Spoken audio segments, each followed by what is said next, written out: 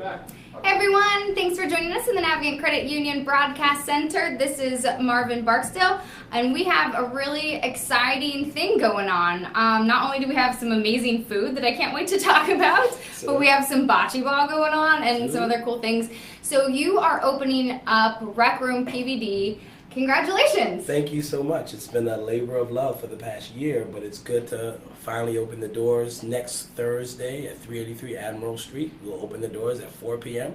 to Rec Room PVD, which is an exciting restaurant and nightclub that I'm happy to bring to the Providence area. Yeah, this is pretty cool. So just kind of like reading about it, chatting with you, and seeing what's happening. It sounds like a really fun establishment. A lot, like you said, a lot of labor of love going into it. So tell me just a little bit about, before we get into the food, before we get into the entertainment aspect, tell me just a little bit about your background, because you graduated from Brown. I did. And Dominic in the back graduated from JWU, so you guys go back a ways. And we go back a while. Me and Dominic are actually members of the same fraternity, Kappa Alpha Psi Fraternity Incorporated, and I think we met through that process. We kind of had that bond going in between us, and sometimes you meet many people through that fraternity setting, and sometimes you and one person will just click. Oh, and totally. I think me and Dom had that kind of synergy. We're into the same things: comic books, music, food, and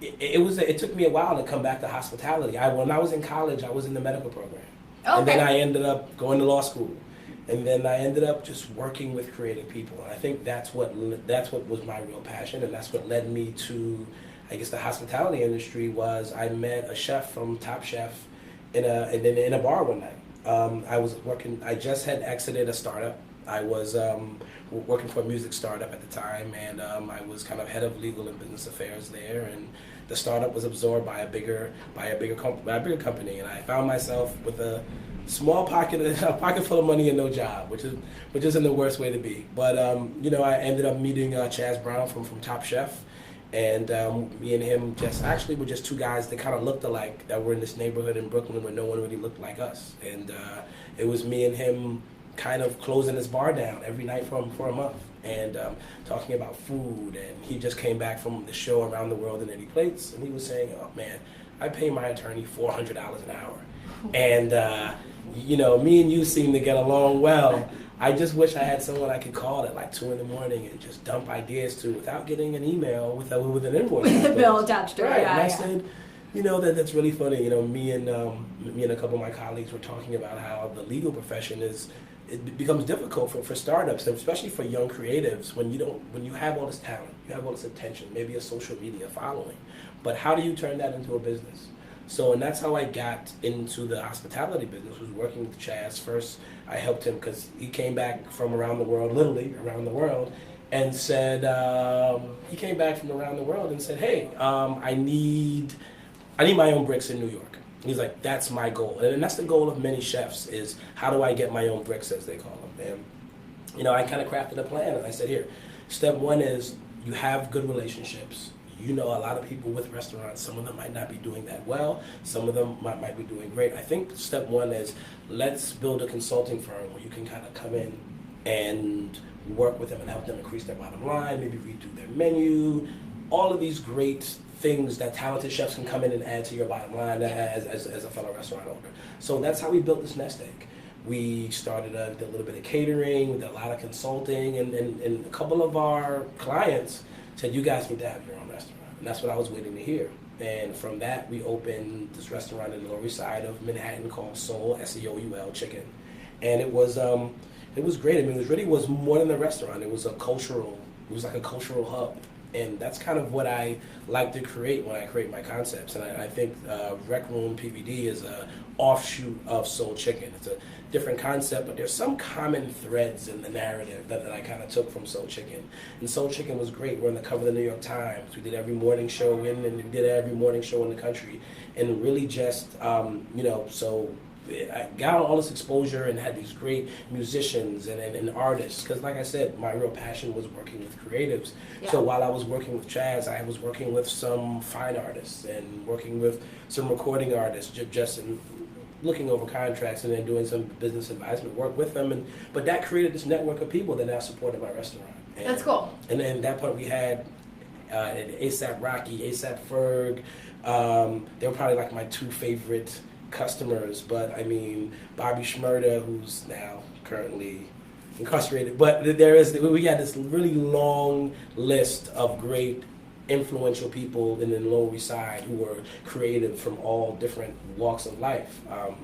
We had great artists like Brian Kerhagas, BK the Artist on Instagram, and Jay West. These are some of the like highest followed artists on Instagram who all donated art to go in this space. So that was kind of the incubation and of this concept. And I guess what brought me here was we worked with an agency out of Providence that came down and through this great event in our space.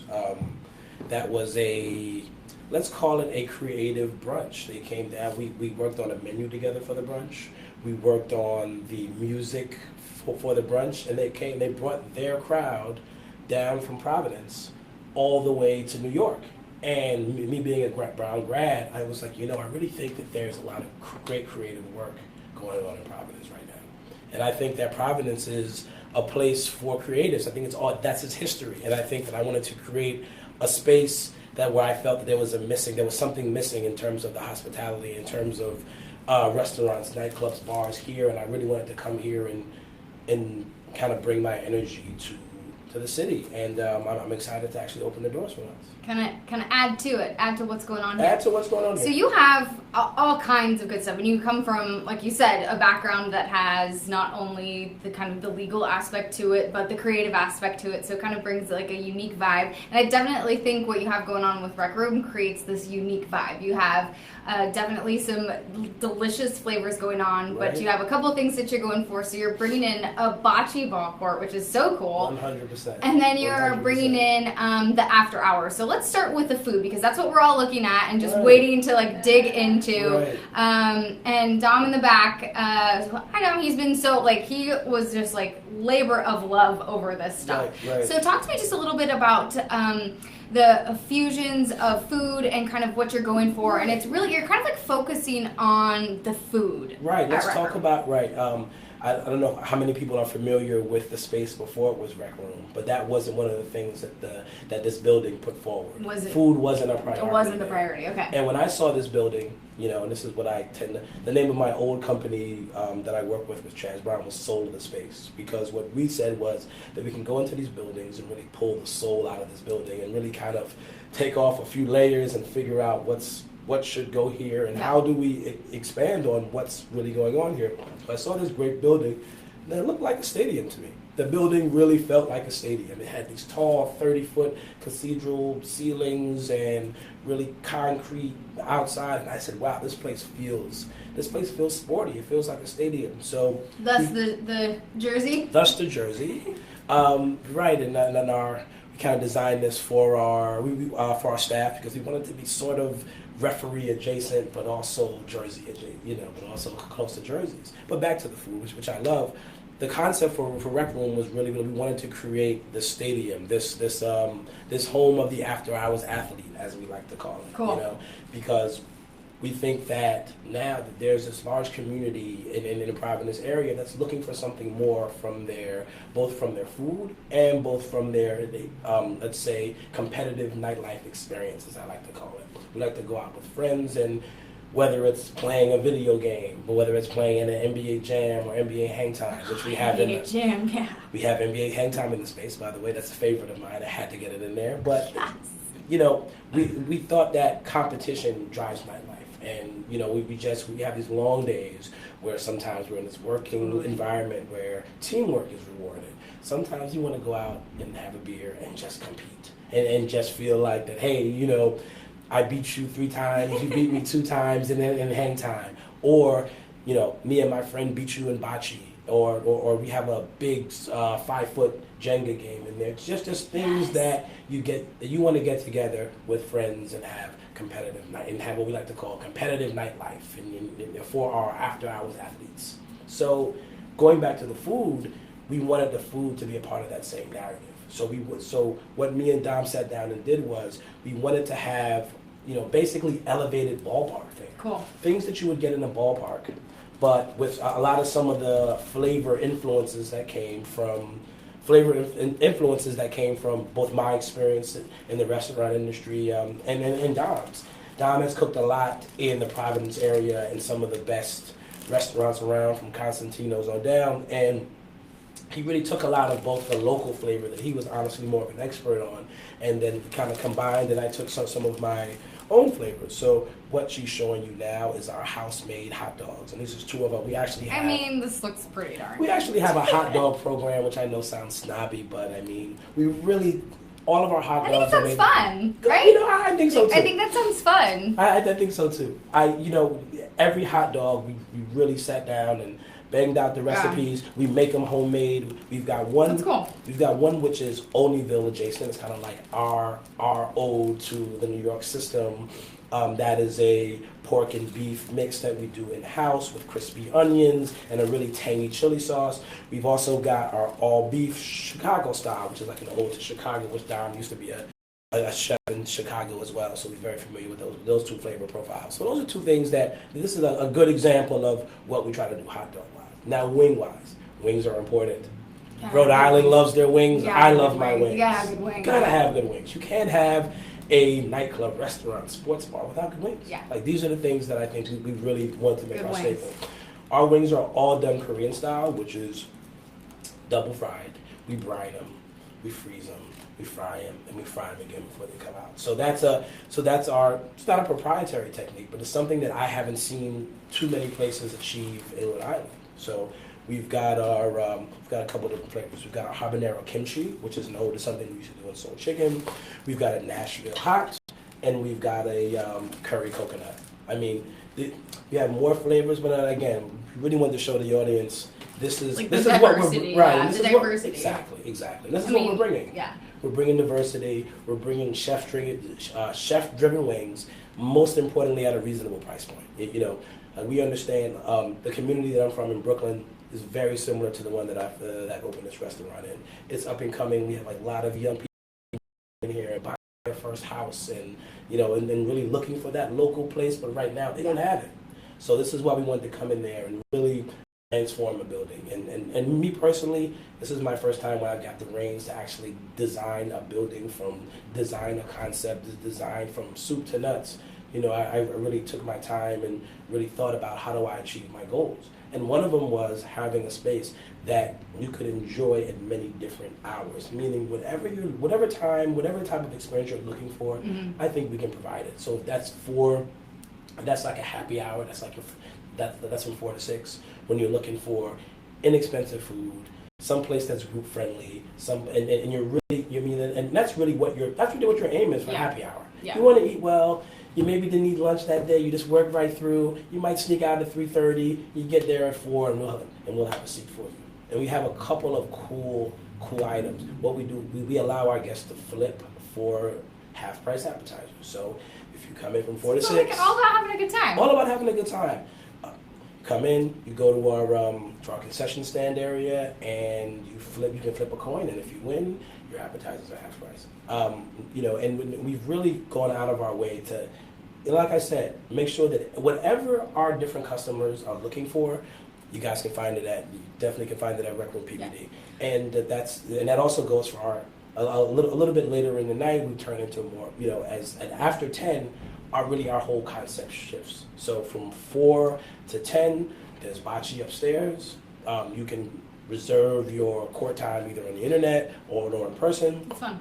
All of those things happen from 4 to 10, but at 10 o'clock, that's when the magic happens. That's when the concept switches to late nights. We have a late night entrance because, not to beat around the bush, let's be honest here. This place had an issue with underage drinking. We shouldn't, I don't think it's something that we're trying to hide from. I think it's something that is a part of the history of the space, and it's part of... That it was before, yeah. Right. And if you're going to be in this neighborhood on PC's campus, which we are, you have to be aware of such things. So instead of trying to say, this isn't a problem, we'll be fine, we tried to develop a space that was easier for us to regulate IDs. So we have a side entrance that you enter basically through a side entrance directly up into the canopy where the bocce court used to be. And we designed the bocce court so it could come apart. It slides away into our seating, and all of a sudden you have about 500 square feet more space up there. I'm gonna see if I can lift this up. And just kind of as we kind of wrap up here, Marvin. No problem. I don't even know if I can lift this up because I'm little gonna have heavy. you do it. You're gonna have okay. Maybe we can get that out. I've been lifting heavy things up for a while in this restaurant. So Rec Room PVD. There we go. We have a sample of the bocce. I mean, this is nice. I have a bocce set, and it's not this nice. This is the actual set. You're bringing out the high class. You get a bag, you get this box. It's very easy to carry. You can take it from the manager station upstairs. It has the instructions. If you've never played bocce before, we try to look after both the like advanced players and the beginners. Yeah, this is pretty cool. So just kind of like as we wrap up here, I'm kind of curious because you have so much going on. Right. It sounds so fun. Sports bar, you have activities, you have good food. Oops. Oh, hey. That's fine. All right, that's fine. Hey, that was a great shot. That was a great shot there. You guys missed it, but trust me. It was a great shot.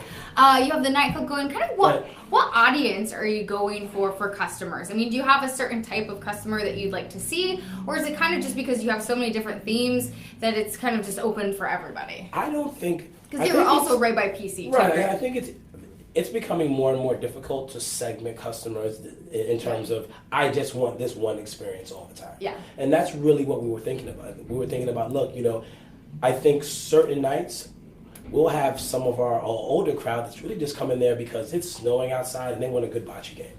Yeah. And then we'll have some of our younger kids that really just want to play some sort of, like I said, these competitive nightlife, and they just want to get with their friends and throw a ball and have a beer in their hand at the same time. Yeah. And then you also get certain people that are looking for a more curated musical selection. And I think that's another part of what we really want to do. Before I worked at that music startup, I was at Universal Music for about 4 years in the legal department. And I think I got a really good handle on both digital music and just a range of things that I love and how you kind of navigate that space. So I think that there's also a community out here that's looking for, I don't think we're in a musical world now where everyone's looking for the same top 50 type of artists and no, DJs. Definitely not. I think we all have our own secret loves or secret DJ that might only have 2,000 followers, but you love what he's bringing all the time. And I think that Providence needs a space where those DJs are, I don't want to say taken care of, but they're encouraged and they have their own sets and they're because although you might not have 100,000 followers, you might have 2,000 loyal on SoundCloud and you're putting out good music and you just need an opportunity. And I think that's also a crowd that we're looking for. So I think you're right in saying that it's definitely not this monochromatic, here's our target person. Yeah. But we're not looking for just Tom Brady on Sunday. Right. It's kind of like a wide, But we want to put all of these different crowds together because that's what I think bocce does in 2017. Yeah. It's where I'm from in New York. I've seen a couple bars try to execute this, but make the mistake of just making it a little bit too old-timey.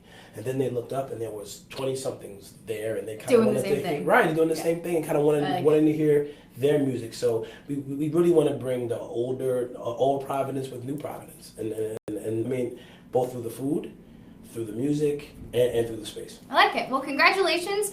Rec Room PVD opens up August 3rd, so just a little bit longer to wait, and then go check them out. Right. Thank you so much. Congratulations. Thank you very much. That's 383 Admiral Street, Rec Room PVD. Hope to see everyone there. Cool. Thank you so much for joining us.